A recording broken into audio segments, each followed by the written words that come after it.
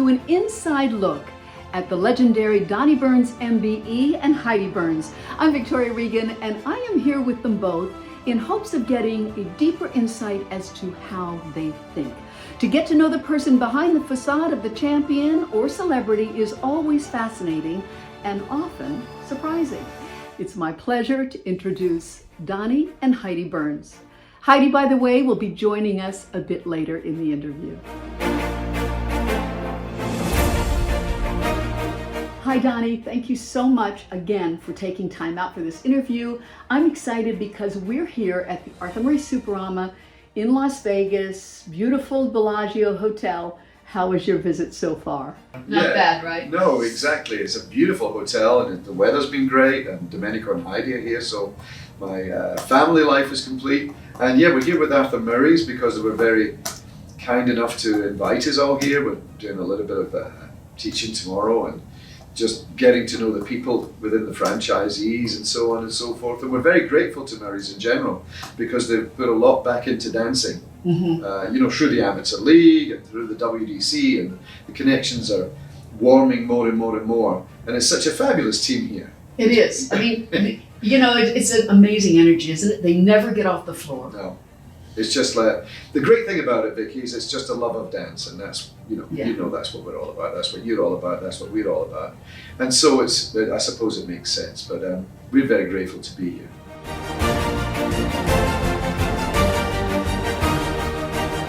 My opening question to you is this: was there one motivating factor or influencers that made a huge impact on your life and created the Donnie Burns that we know today?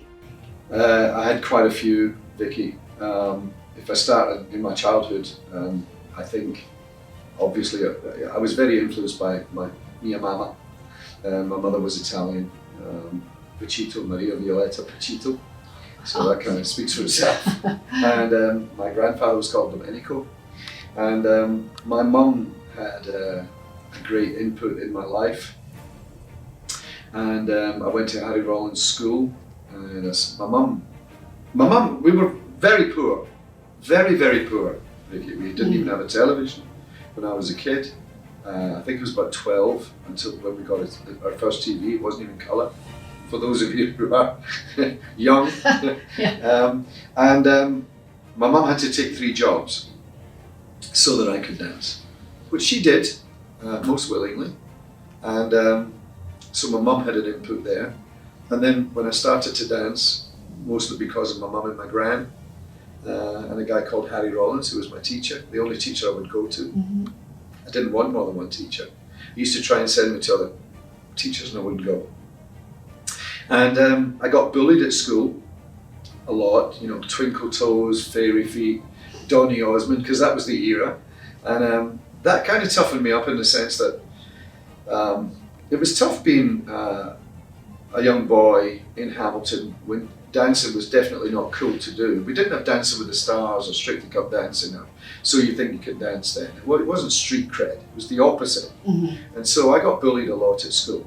And that formed me in the sense that I had to make a decision that nobody was ever going to intimidate me as I went through life. I'd always respect everybody, but I wasn't going to let anybody get me down or get me intimidated. It did get me down, but I had to always develop some sort of rebound mechanism where I wouldn't be intimidated by people, and that carried me through a lot. And then I went through my juvenile and junior dance career, and I ended up, for my sins, at Glasgow University Law School. And that was a fabulous experience as well. I did 2 years of law.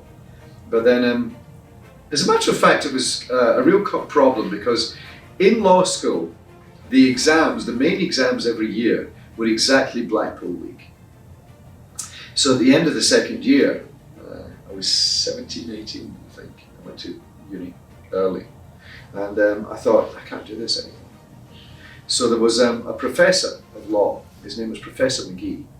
And he was also my housemaster. He had a housemaster in law as well. So he was the vice head professor. The first one was Professor Walker, and Professor McGee was the second head, and he was also my housemaster. So I went to see him just before the second year exams. And I said, Professor McGee, I don't know if I want to do this. And he sat me down. I was there for 2.5 hours. And he was an academic, and he explained that his father before him had been a law professor as well. So they were both, all they knew was academics.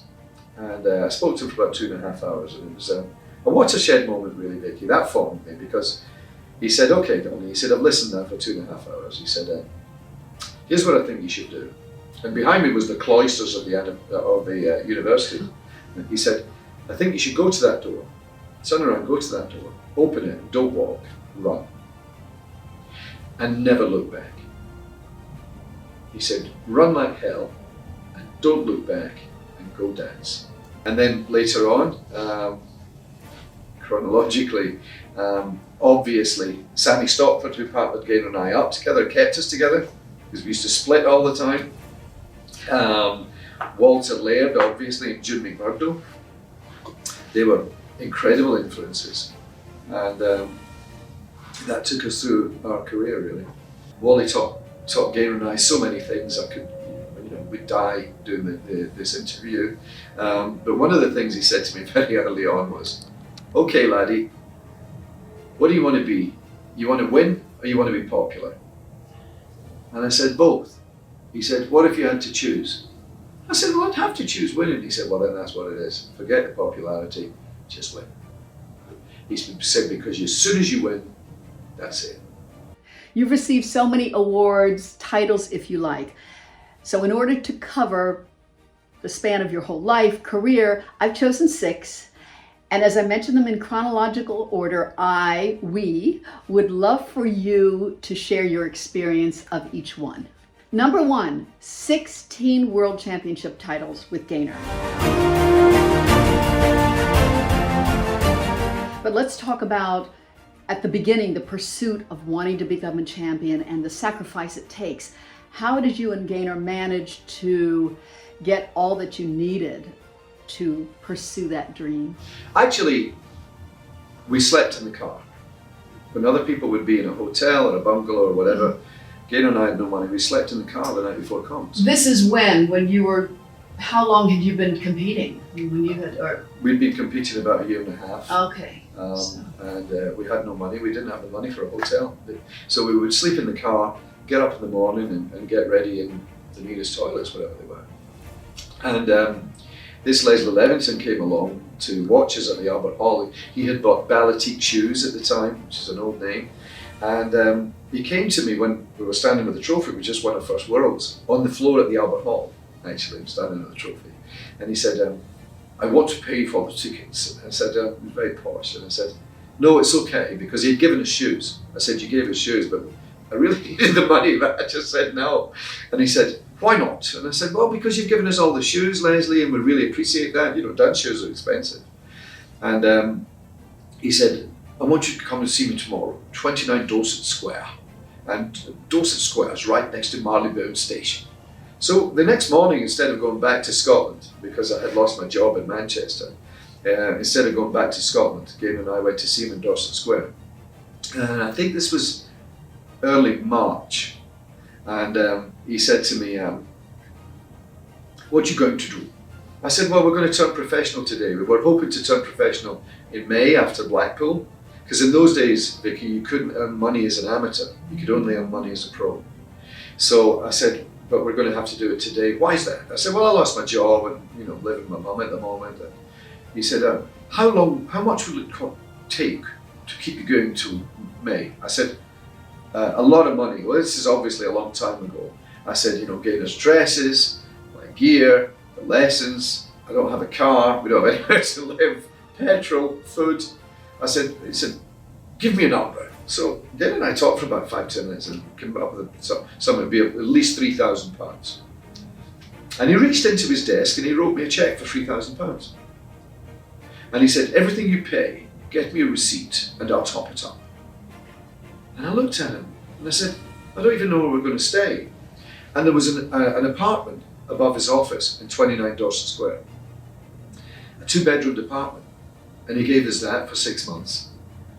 And he made me look out the window. There was an orange Citroen car.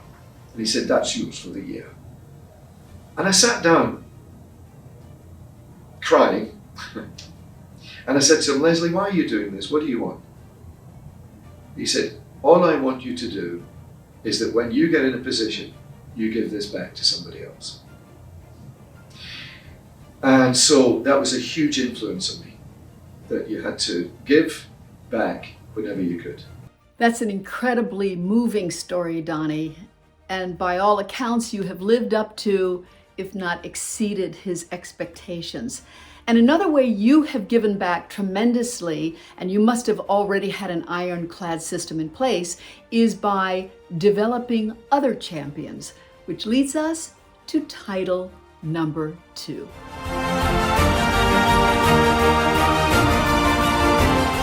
You know a lot about that, Vicky. It's all about being able to give a system. And it's a combination, to me, it's almost schizophrenic. No, it isn't. Yes, it is. It's almost schizophrenic between being emotionally connected enough to understand and get inside people and feel where they are, and at the same time being ruthless enough and clinical enough to give them this method to go on and go past where they would normally be, breaking through the natural barrier.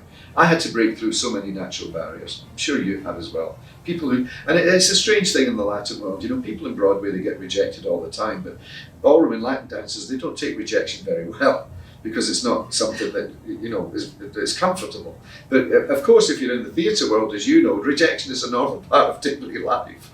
So it's very, it's a very specialised market, I think. And I wanted to give back. I think you have to treat the holistic soul and give them and develop a good work ethic with them, where they just become workaholics, and at the same time give them a weight distribution and body speed system through the frame where they can partner without push and pull. Our solution to everything, Vicky, was to practice. Now, when we teach now, we start teaching at 6:20 or 7 a.m. So if those couples are not dedicated, they soon filter out, because nobody wants to come in at that time on the vampire shift. So developing the work ethic is part of it. It's a holistic approach. You have to get the right work ethic. You have to have a feel and be sensitive enough, I think, to understand the psychology and the feel of the dancer, the couple, and obviously both. And then at the same time, you have to have a clinical, ruthless side of your brain that just doesn't accept anything but the target they're going for.